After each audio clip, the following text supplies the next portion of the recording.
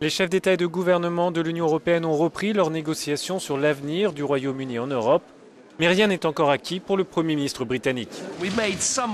Nous avons fait des progrès, mais il n'y a pas encore d'accord. Et comme je l'ai dit, j'accepterai seulement un accord qui répond aux demandes britanniques. Nous reprenons le travail et je ferai de mon mieux. Les pourparlers à 28 ont duré une bonne partie de la nuit et se sont poursuivis en petit comité. À la reprise du sommet, le président français a rappelé les lignes rouges fixées par Paris, en particulier en matière de gouvernance économique. Cette nuit, il y a eu des propositions qui ont été échangées entre les uns et les autres, notamment pour ce qui concerne la France, la volonté qu'il y ait une régulation financière qui vaille sur toutes les places de l'Europe et qu'il n'y ait pas de droit de veto.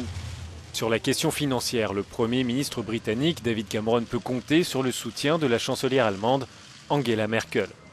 À l'issue de la première journée, le président du Conseil européen estimait qu'il y avait eu des progrès, mais dans le même temps, Donald Tusk précisait aussi que le chemin vers un compromis était encore long. Selon différentes fuites, le Premier ministre britannique aurait annoncé de nouvelles demandes concernant les allocations pour les ressortissants de l'Union. Une position qui complique la possibilité d'un accord, mais si un compromis devait être conclu, il pourrait y avoir aujourd'hui à Londres un Conseil des ministres extraordinaire pour annoncer le référendum. Zsiros Sándor, Euronews, Brüsszel.